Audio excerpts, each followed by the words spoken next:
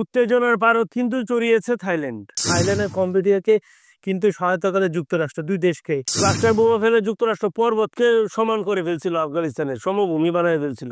Thailand কম্বোডিয়ার সাথে সীমান্ত শেয়ার করেছে হচ্ছে 800 কিলোমিটার। সুপ্রিয় দর্শক, বিশ্ব সংযোগে আপনাদের স্বাগতম। আপনাদের সঙ্গে রয়েছে আমি কাজল হায়দার, আর আমার সঙ্গে আজকে স্টুডিওতে রয়েছেন সিনিয়র সাংবাদিক বিশ্বজিৎ দত্ত ভৌমিক। বিশ্বদা, আমাদের এই অনুষ্ঠানে আপনাকে স্বাগত। ধন্যবাদ।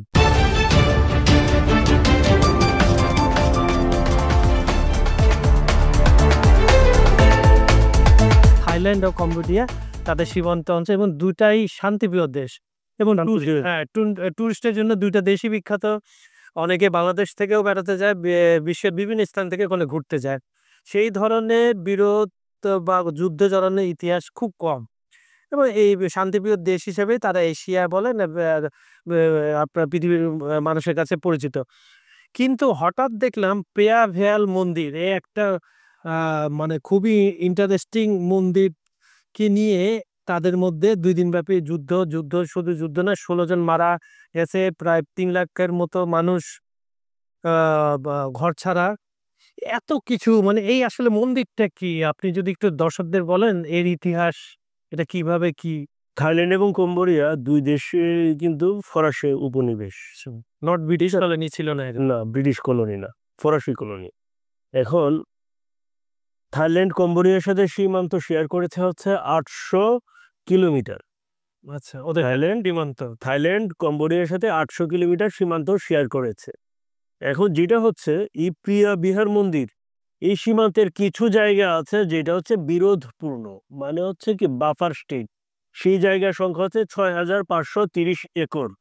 এই জমির মধ্যে কিছু প্রত্নতাত্ত্বিক স্থাপনা, যেগুলো হচ্ছে 2008 সালের 7 জুলাই বিশ্ব ঐতিহ্যের অংশ হিসাবে স্থান করে নেয় ইউনেস্কোর তালিকায়। এই জায়গাটাতেই কিন্তু সমস্যার অন্যতম সূত্রপাত। কারণ হচ্ছে এই প্রিয়া বিহার মন্দির হচ্ছে একটা প্রাচীন শিব মন্দির। এই মন্দিরটা হচ্ছে খেমার সাম্রাজ্য যখন ছিল কম্বোডিয়া, থাইল্যান্ড, মানে ফরাসি শাসন আমলে যখন খেমার সাম্রাজ্য ছিল, সেই খেমার সাম্রাজ্য হচ্ছে 9ম শতাব্দীর গোড়ার দিকে এই মন্দিরের নির্মাণ কাজ শুরু করে।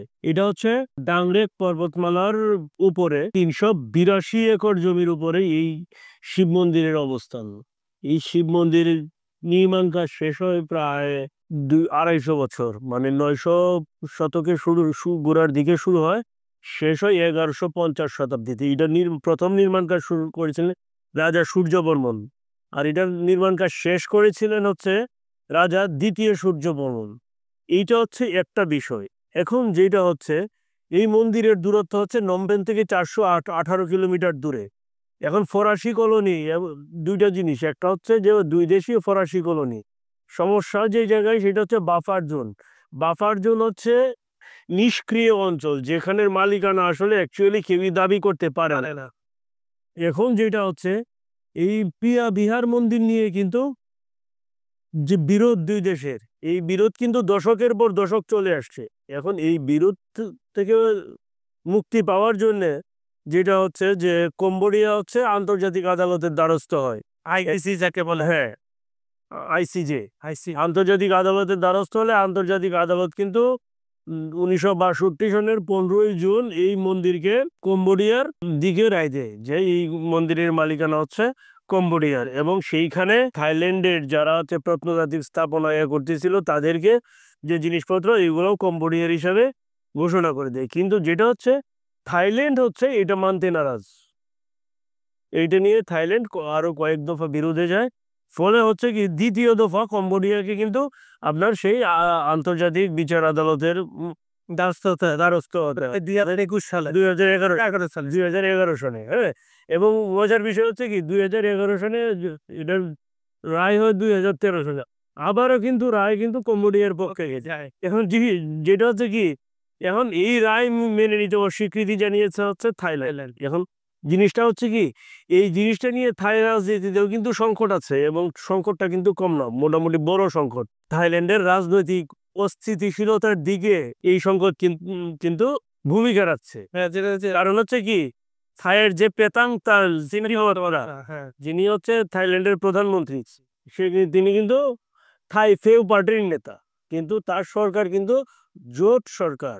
জোট সরকার হওয়ার কারণে তিনি একটা ফোন আলাপ করেছিলেন। সেই ফোন আলাপে কম্বোডিয়ার যে প্রধানমন্ত্রী হুনসেনকে চাচা বলে সম্বোধন করেছিলেন। এই চাচা বলে সম্বোধন করার কারণে তার কিন্তু প্রধানমন্ত্রিত্ব চলে গেছে। এবং বিষয়টা হচ্ছে কি, কারণ এই ফোন আলাপে বলেছিলেন যে নিজ দেশের সেনাবাহিনী সমালোচনা করেন, যদিও থাইল্যান্ডের সেনাবাহিনী হচ্ছে সক্রিয় সেনায় আছে 3,61,000, এবং যা হচ্ছে সামরিক দিক বিবেচনা করলে থাইল্যান্ড হচ্ছে আপনার যুক্তরাষ্ট্রের সহায়তা পাচ্ছে, এবং সামরিক সক্ষমতায় বা ইয়েতে কম্বোডিয়ার চেয়ে 3 গুণ শক্তি সম্পন্ন থাইল্যান্ডের সেনাবাহিনী। কিন্তু যেটা হচ্ছে সেই ফোন আলাপের বিষয়টা নিয়ে তার বিরোধীরা হচ্ছে সোচ্চার হয়, এবং শেষকালে যেটা হচ্ছে এটাকে তাদের জাতীয় মর্যাদা হানি হিসাবে আখ্যায়িত করে। ফলে যেটা হচ্ছে তাকে প্রধানমন্ত্রীর বিক্ষোভের মুখে তাকে পদত্যাগ করতে হয়। এখন হচ্ছে ফুনতাম ওয়াচেন চাই হচ্ছে থাইল্যান্ডের নতুন প্রধানমন্ত্রী, যিনি হচ্ছে আগে সাবেক প্রতিরক্ষা মন্ত্রী ছিলেন। এই অতীতের ইতিহাস নিয়ে থাইল্যান্ড কিংবা কম্বোডিয়া দুই পক্ষই কিন্তু ক্ষুব্ধ। এটা রাজনৈতিক বিশেষজ্ঞ মনে করে। কেন ক্ষুব্ধ মনে করে?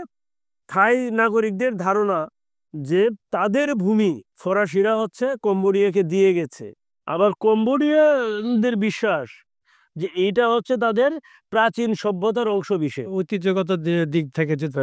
এখন যেটা হচ্ছে এইটাই কিন্তু সমাধানের পথে অন্যতম একটা বড় বাধা।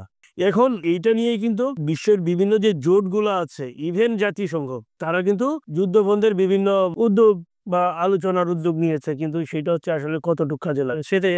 আমি আসছিলাম এখানে যে আসিয়ান, কিন্তু আসিয়ানের কথা আপনার কম্পিউটার শুনলেও কিন্তু থাইল্যান্ড কোনো সাড়া দিচ্ছে না। আসলে আসিয়ান তো নিজেই প্রশ্নবিদ্ধ, কারণ হচ্ছে কি মিয়ানমারের যুদ্ধে আসিয়ান আসলে কোনো ভূমিকা রাখতে পারে না, তাদের রেকর্ড খারাপ। এই জন্য আপনার কারণ হচ্ছে কি, এই কারণেই হচ্ছে আসিয়ানকে আসলে গুরুত্ব দিচ্ছে না, থাইল্যান্ডও গুরুত্ব দিচ্ছে না। এখন কম্বোডিয়ার যে হুনসেন বলতেছে কি যে আসিয়ানের সিদ্ধান্তকে হুনসেন স্বাগত জানাইছিল, কিন্তু একইভাবে হতাশ হচ্ছে থাইল্যান্ডের সিদ্ধান্তে পিছিয়ে যাওয়া। কিন্তু দেখেন একটা জিনিস আছে যে থাইল্যান্ড কিন্তু কিছু কারণে হচ্ছে থাইল্যান্ড হচ্ছে থেমে আছে। এর মধ্যে সেইগুলো কি? একটা হচ্ছে সীমান্ত পরিস্থিতি, থাইল্যান্ড সীমান্ত পরিস্থিতি মনিটর করছে। আর দ্বিতীয় হচ্ছে যে অভ্যন্তরীণ রাজনৈতিক চাপ, কারণ হচ্ছে জোটবদ্ধ সরকার সেহেতু অন্য জোটদের সাথে আলোচনা না করে থাইল্যান্ড আসলে কোনো সিদ্ধান্ত এখানে নিতেও পারবে না। এই দুইটা কারণে হচ্ছে থাইল্যান্ড হচ্ছে কি আলোচনা থেকে পিছিয়ে আসছে। এখন সংঘর্ষে আপনাকে এটা নাহলে আপনি পরে বলেন, মনে করে দিলাম।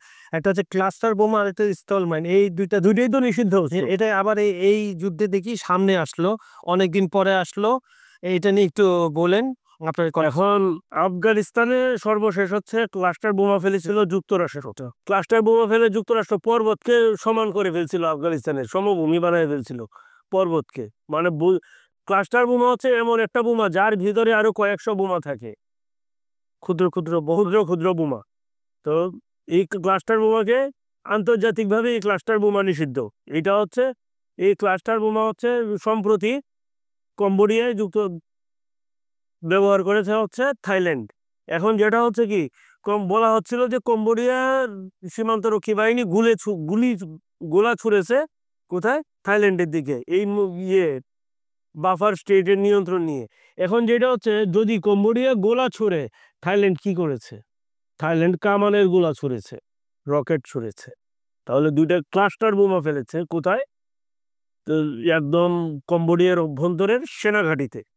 আবার তো যেটা হলো কি, উত্তেজনার পারদ কিন্তু চড়িয়েছে থাইল্যান্ড, এটা কিন্তু বোঝা যায়। থাইল্যান্ড তো অভিযোগ করতেছে, থাইল্যান্ডের স্থলমাইনের বিষয়টা অভিযোগ করলেও যে কম্বোডিয়া কিন্তু একটা জায়গায় সে বলেছে যে থাইল্যান্ড বলছে যে স্থলমাইনের ভিতর, এই স্থলমাইনগুলা সাম্প্রতিক সময়ে পাতা নয়, এইগুলা হচ্ছে আগে যখন বিরোধ ছিল, অনেক আগের বিরোধ, সেই বিরোধ আমলে কিন্তু এই স্থলমাইনগুলো পাতা। কম্বোডিয়া কিন্তু চাচ্ছে যে যুদ্ধটা বন্ধ, নেগোশিয়েট হোক, কিন্তু থাইল্যান্ড, আপনি বললেন যে সরকারের একটা চাপ আছে ভিতরে, যেহেতু জোট সরকার, প্লাস হচ্ছে তারা সামরিক পন্থায় এর জবাব দিতে চায়। এতটা প্রেস্টিজ ইস্যু কেন হয়ে উঠলো থাইল্যান্ডের কাছে? এখন বিষয়টা হচ্ছে কি, জোট সরকার তো জোটের সাথে আলোচনা করার বিষয়টা সময় সাপেক্ষ। এখন এই সময় সাপেক্ষ আলোচনা শেষ করার আগে থাইল্যান্ড কি করবে? হঠাৎ করে বসে থাকবে? অপশন নাই তো, কারণ আপনি তো হামলা করে ফেলছেন। তাহলে আপনাকে কি করতে হবে? আপনাকে আপাতত হচ্ছে সামরিক শক্তির উপরে ভর রাখতে হবে, যতক্ষণ পর্যন্ত আলোচনা, হ্যাঁ, আপনার জোট সরকারের বাকি শরিকদের সাথে আলোচনা না হয়। কিন্তু দাদা, আপনার আপনার দৃষ্টিতে এটা পড়ছে কি না খুবই ইন্টারেস্টিং, সেটা হচ্ছে এই দুইটা দেশ থাইল্যান্ড আর কম্বোডিয়াকে কিন্তু সহায়তা করে যুক্তরাষ্ট্র, দুই দেশকে। যুক্তরাষ্ট্রের ভূমিকা কিন্তু বা কোনো ট্রাম্পের মুখ থেকে বিশেষ করে এখন পর্যন্ত আমি যে রিপোর্টগুলো দেখলাম, এখনো মার্কিন যুক্তরাষ্ট্র অফিসিয়ালি এই দুই দেশকে কিছু বলেনি। এটার কারণ কি? কম্বোডিয়ার সাথে সখ্যতা চীনের, আর থাইল্যান্ডের সাথে সখ্যতা হচ্ছে যুক্তরাষ্ট্রের। এই কারণেই হচ্ছে কি যুক্তরাষ্ট্র হঠাৎ করে বিবৃতি দিচ্ছে না, আবার চীনও বিবৃতি দিচ্ছে না। মানে তৃতীয় পক্ষ থাইল্যান্ডও এলাও করছে না, আবার কম্বোডিয়া এলাও করছে না। কারণ তৃতীয় পক্ষ যদি এখানে হাত দেয় তাহলে জিনিসটা আরো বড় হয়ে যেতে পারে। এই আশঙ্কা কিন্তু দুই দেশের মধ্যেই কিন্তু আছে। তো সুপ্রিয় দর্শক, শুনছিলেন যে দুটো শান্তিপ্রিয় দেশের মধ্যে হঠাৎ করে সীমান্ত উত্তেজনা এবং সংঘর্ষ, 16 জন নিহত, তারপরে কয়েক লাখ বাস্তুচ্যুত হয়েছে। তারপর প্রিয়াম্বিয়ার মন্দির, যাকে নিয়ে এতটা আলোচনা, আমরা যতটুকু পেরেছি আপনাদেরকে এই মন্দির সম্বন্ধে জানিয়েছি। এর নির্মাণ কে করেছেন, কত সালে হয়েছে, তারপর ফরাসি কলোনির কারণে কি কি হয়েছে, আন্তর্জাতিক আদালত এখানে এসেছে, সবকিছু মিলে আবার থাইল্যান্ডের অভ্যন্তরীণ রাজনীতি, সেটা তো আছে। কিন্তু বিরোধের মূল উৎস কিন্তু 1907 সনে বিরোধ তো আর আজকের না। কারণ হচ্ছে কি ওই ফরাসি মানচিত্রটা তো ওরা এঁকে গেছে, হ্যাঁ, তারাই কিন্তু এঁকেছিল এই মানচিত্র। হ্যাঁ, এই মানচিত্র ভিত্তি ধরেই কিন্তু কম্বোডিয়া তাদের এলাকা দাবি করেছে, আবার হচ্ছে থাইল্যান্ড হচ্ছে সেই মানচিত্রকে প্রত্যাখ্যান করছে। কিন্তু মজার বিষয় হচ্ছে কি থাইল্যান্ড সেই মানচিত্রকে প্রত্যাখ্যান করলে থাইল্যান্ড তো তখন স্বাধীন হয়নি। তখন তো থাইল্যান্ড হচ্ছে কি ফরাসি কলোনি ছিল। তো থাইল্যান্ডের এই দাবি বা এই প্রত্যাখ্যান কতটুকু কাজে দিবে, এটাও কিন্তু আসলে দেখার বিষয়। এখানেও কিন্তু গ্রাউন্ড খুব কম সেটাই। আর বারবার আপনার আন্তর্জাতিক আদালত যে সে রায়টা কম্বোডিয়ার পক্ষে গেলেও থাইল্যান্ড কিন্তু সেটা অস্বীকার করে এসেছে। তো সুপ্রিয় দর্শক, আজকের এই আয়োজনে এই দুইটা দেশের যে সংঘর্ষ, এটা আমরা আপনাদের সামনে কারণগুলো তুলে ধরলাম। আপনারা নিশ্চয়ই উপকৃত হয়েছেন, বা যা সহজভাবে আমরা উপস্থাপনের চেষ্টা করেছি, যাতে আপনারা খুব ইজিলি ব্যাপারগুলো বুঝতে পারেন। আর আমাদের ভিডিওগুলো বরাবর লাইক, কমেন্ট ও শেয়ার করেন। আমাদের চ্যানেলটি সাবস্ক্রাইব করে রাখুন। আর আমাদের এখানে কোনো কিছু জানতে চাইলে আমাদের কমেন্টে জানান, আমরা সেই বিষয়ে আমরা দুজন আপনাদেরকে জানানোর চেষ্টা করব। আর ভালো থাকবেন, নিরাপদে থাকবেন। আজ এই পর্যন্তই। ধন্যবাদ সবাইকে।